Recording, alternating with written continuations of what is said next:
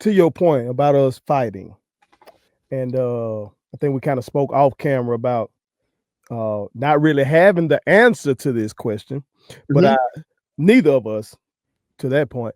But I still wanted to pose this question to kind of get a dialogue. I want our people to see us dialogue about it, because somebody out there in Tiger Nation might have the answer. They might have the answer, and they just need us to motivate them, to try to implement that answer.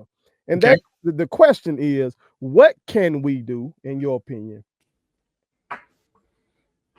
to wrest that power, or wrestle that power, I should say, of appointing our damn president away from IHL? I did a segment separately for those of y'all who may have missed that, and thank God for all of y'all who did watch that. IHL here in the state of Mississippi, that's who appoints the presidents. So if y'all looking at all the haters that may be watching this, you look at Jack State and say, damn, 3 straight? Yeah, because IHL fucked up 3 straight times. So, and IHL is appointed by the governor of Mississippi. Okay. Now, our governor may not be as famous as Ron DeSantis in Florida or Abbott in Texas, but let me tell y'all, he's just as sinister. Okay. And the one before that was just as sinister. And the one before that might have been the godfather of sinister motherfuckers. I'm talking about Haley Barber. Okay. So, is there anything, and we're just brainstorming. We just 2 brothers talking. It's like in the barbershop, like on a Friday, and in Canada, they eating fish on a Friday, listen to some blues, drinking, what I'm talking about. And they might talk a little sports, they might talk women, but they might talk a little politics too. That's right.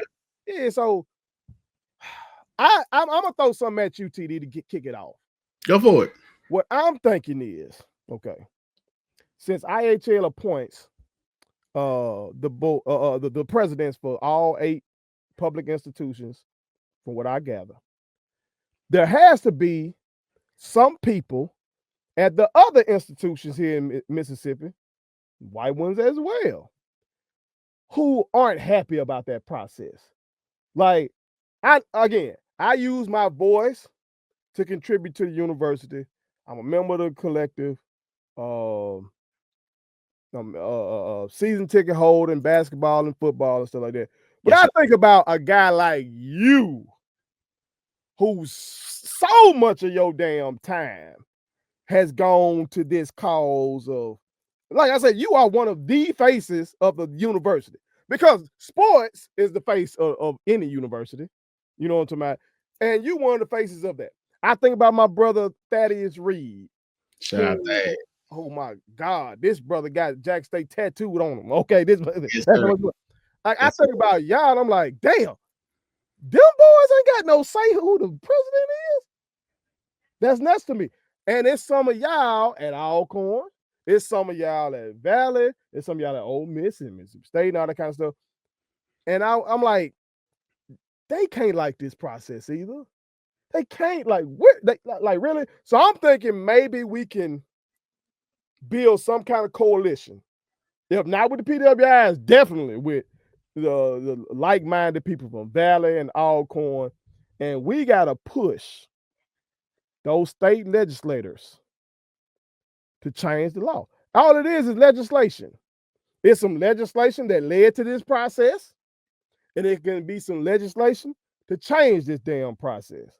But it would have to be a collective body, though. They ain't gonna give a damn about just us.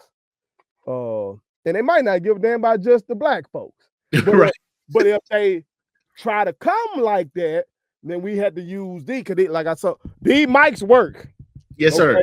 It is we know Super Talk Mississippi got some mics, but we got mics too, motherfucker. Okay, so if they try to come on some racial stuff, okay, we turn these mics on, bam, bam, bam, and we let them know, let the masses know what's happening. So that's what I'm thinking, that we put pressure on our elected leaders down in that legislature, excuse me, to at least introduce a bill can we introduce a bill at least to change this process? Because not having control over the motherfucker that represents your university, or not even, can we get one vote on there? Can like 2/3 of the vote go to y'all and we get a third? Like something, you know. That's what I'm thinking, TD. Well, brother, you said a lot. A lot is going on in my head. You talking about the mics, and you talking about combining, and you're talking about bringing everything to the public. I'm not gonna go here, but I will say this part. But when you look at the country as a whole and the things that is going on right now, man, those mics these mics they must be extremely loud. I mean, they must be sonic boom like. You know what I'm saying? We get that's what we do here. Sonic boom of the sound, baby. Right.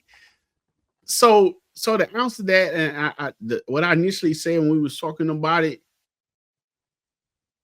because I try not to stress over things I can't control first. Yet I know you just can't sit back and kick your feet up and just, watch and see what color the wall is going to become next. But one of the things that came to my mind, I was like, if you want to change the furniture in a particular house, you need to own it. You know what I'm saying? We don't own it. I mean, it's owned by the state. It's funded by it's funded by the state, which is, a lot of us don't support, we don't give. It's about in so many instances of life, not just this instance. We have a tendency first to become selfish. We have a tendency to become long I got mine. You become a tendency where that doesn't really concern me. It is what it is. I struggle with things that I can't control and trying to fight against things I can't control.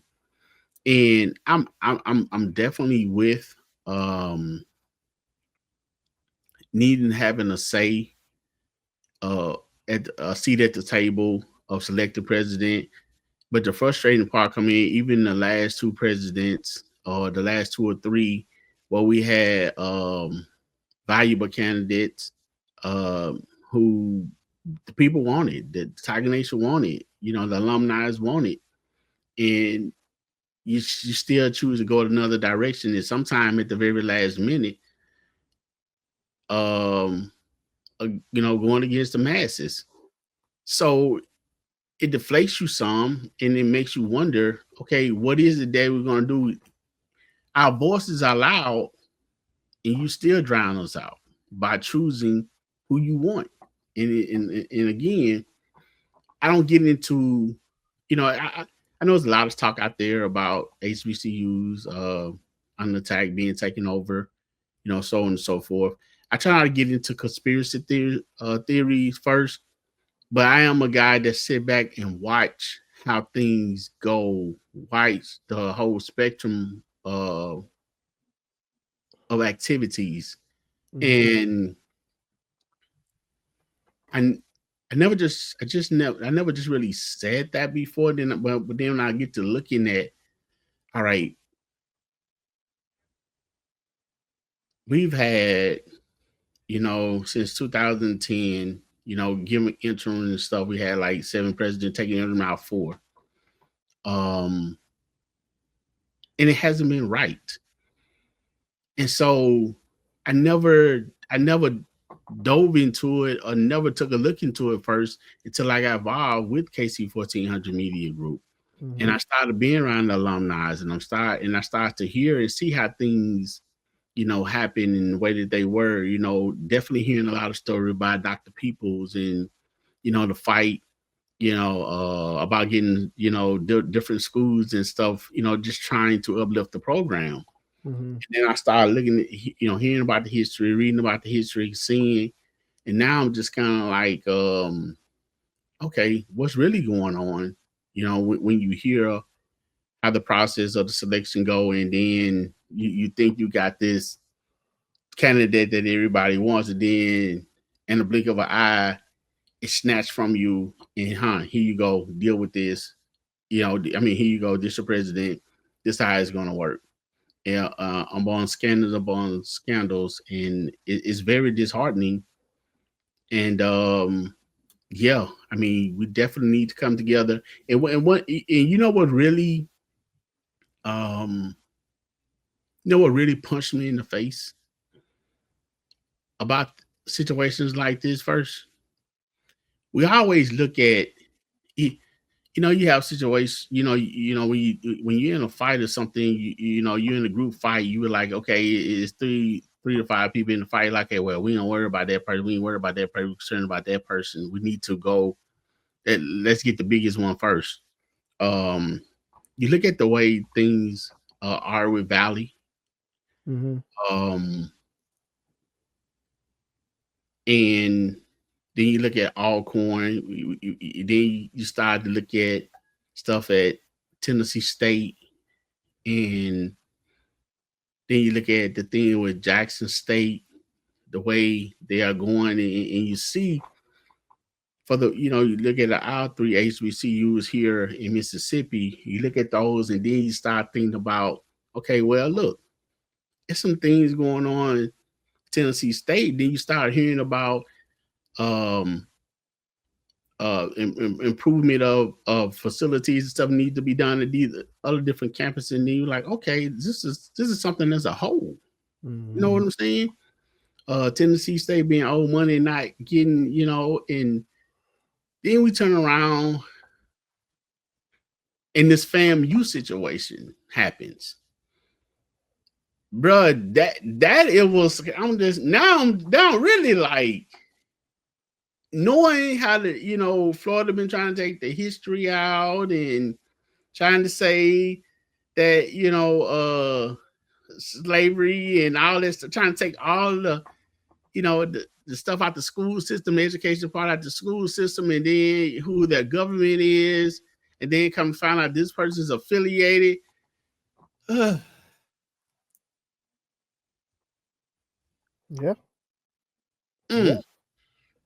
It seems like a concerted effort to railroad or at least hinder progress in Black institutions and Black owned anything.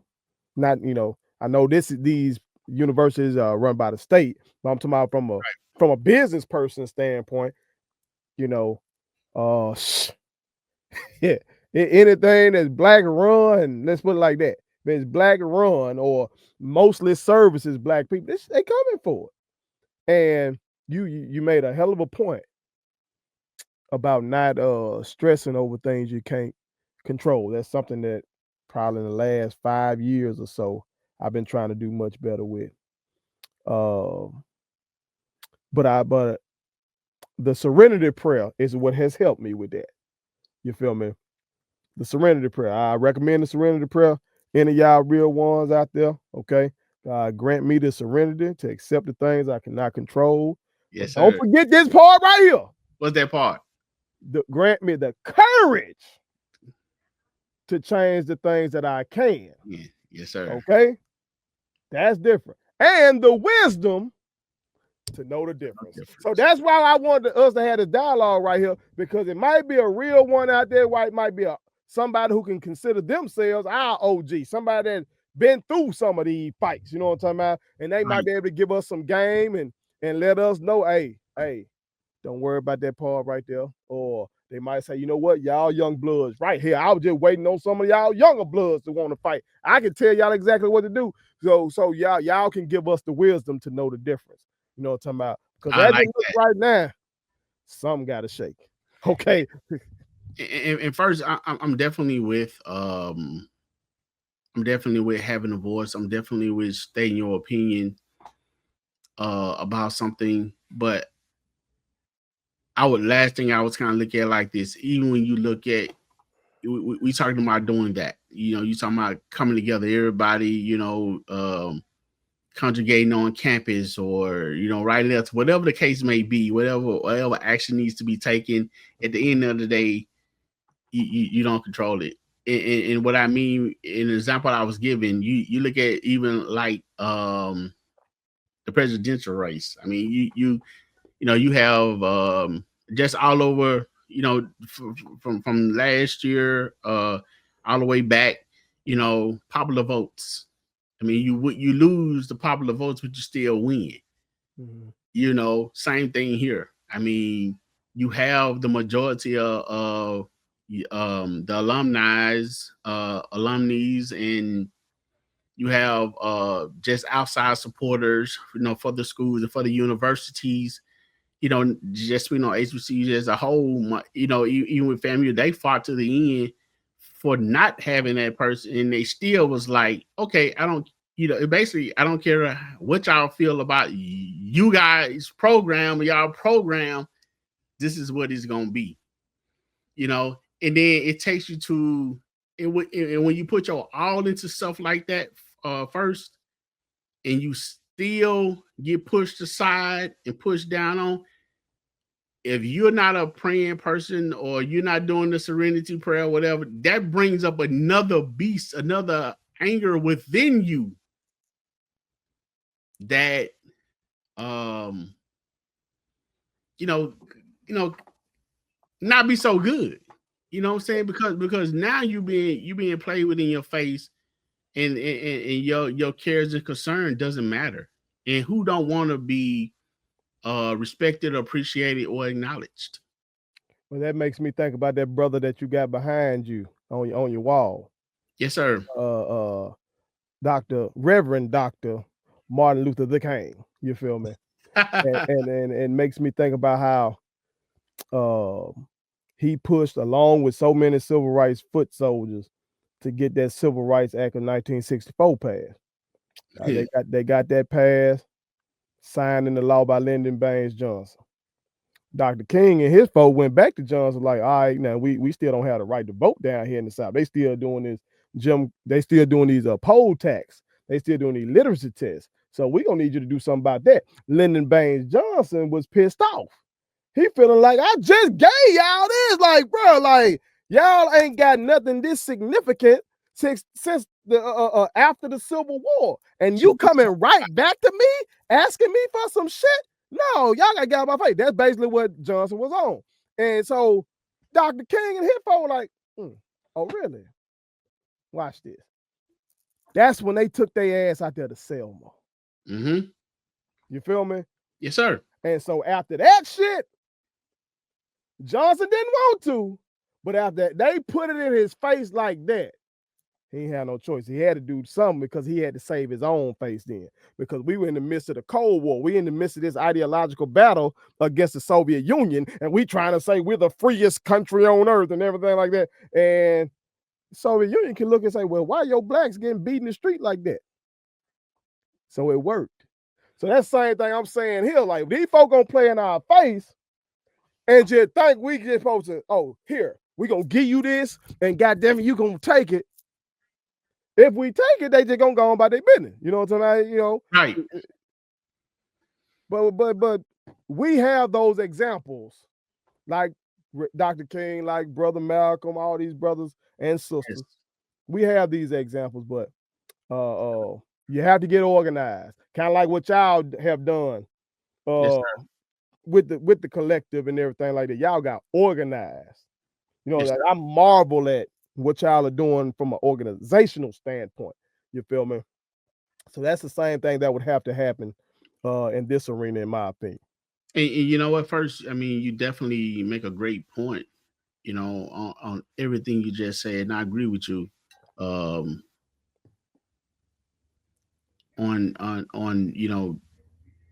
coming together and definitely the reference that you made, Dr. King. But the governor did come out and make a statement about just kind of paraphrasing about IHL getting it wrong. But as you stated, I mean, IHL, he's taking advantage though of people's ignorance. Like the average Mississippian. Mm-hmm. Average Mississippian doesn't know that his ass plays a role in who the hell IHL is. Right. He appoints them. Yes. Yeah, like he's taking advantage of that. Like Trump plays that playbook. He uses that playbook. You know, he'll blame Biden for something. Like the cost of things are going up right now. And he'll say, well, this is Biden's economy. Well, goddamn it, when he handed you the keys, they said the economy was the best in the world. What you talking about? These your tariffs, bro. But the average person don't even know the damn definition of a tariff. So he can use these people's ignorance to get over on them. So that's what Reeves' ass doing. He know the average Mississippian don't know that his ass and the other governors are the ones that appointed IHL. Right. So the point I was making on that, and you helped me with this. Now, you know, when you talking about made the references of Dr. King and putting it in your face with the Selma March and all that. Now it's in your face. I mean, now you know what it is. Now the statement you made the statement about getting it right, you know, or it being wrong, or what's going on. Now the question, now the ball is in your court. What are you gonna do about it? You know. The ball's in your court. I mean, he's there. I think he has to be shamed.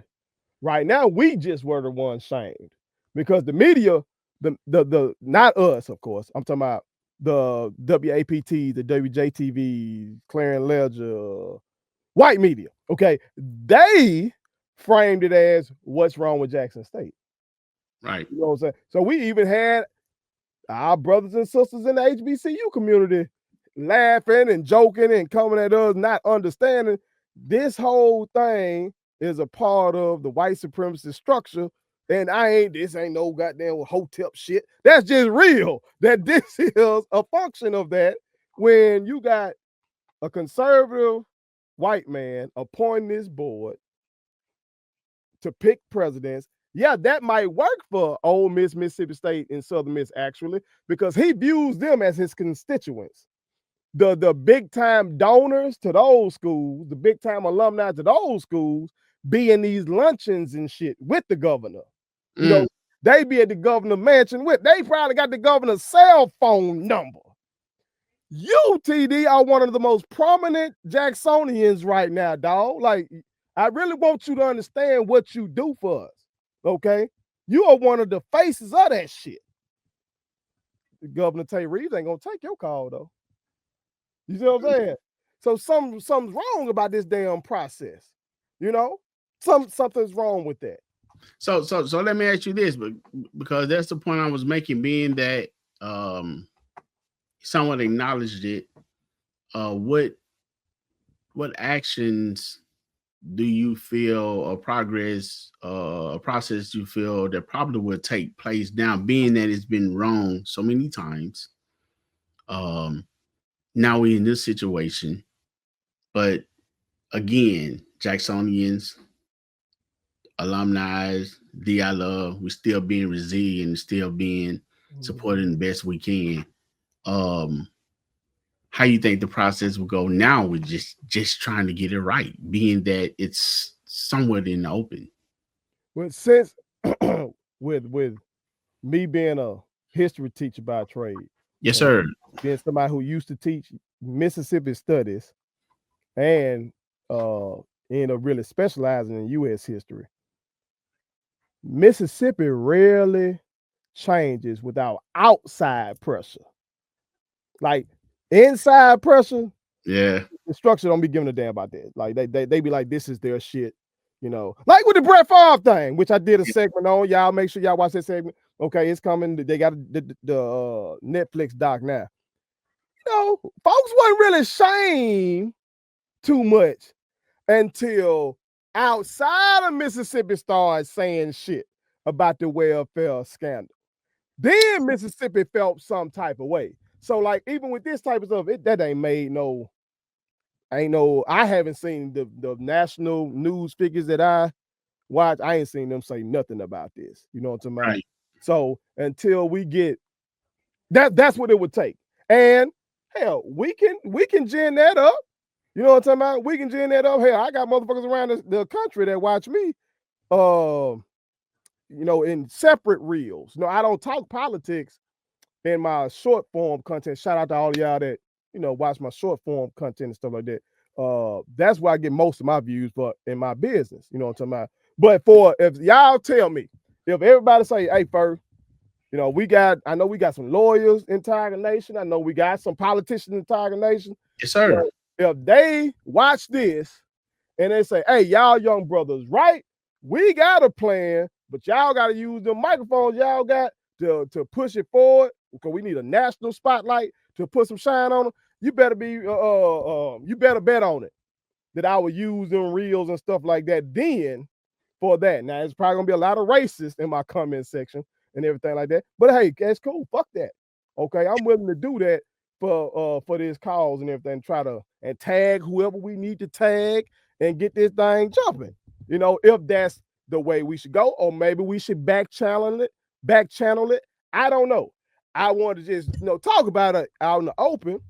So maybe, like I said, some of the lawyers in Tiger Nation, some of the politicians in Tiger Nation can let us know how we can help. Okay, how can we help the process? Because I don't like take no shit. Just I'm fighting against Trump ass every day. I call for his impeachment once a week at least. So, and I know the Republicans control Congress right now. I know it. I know it. God damn it, I know it. But I'd rather call for that than something else. Okay, I'm not gonna. Right. I'm gonna leave it right there. We're gonna leave it right there. Hey, hey, and what you said, man, we definitely have some intelligent lawyers and and stuff. You know, we got brother Trent Walker, that king. Man, that's bring down the Goon Squad. You know what I'm saying? That's our brother. Yeah, that's it.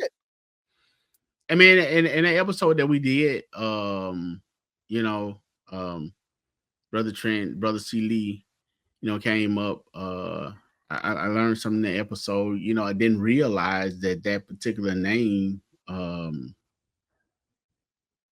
stemmed from an individual, the Goon Squad thing. But first, I think that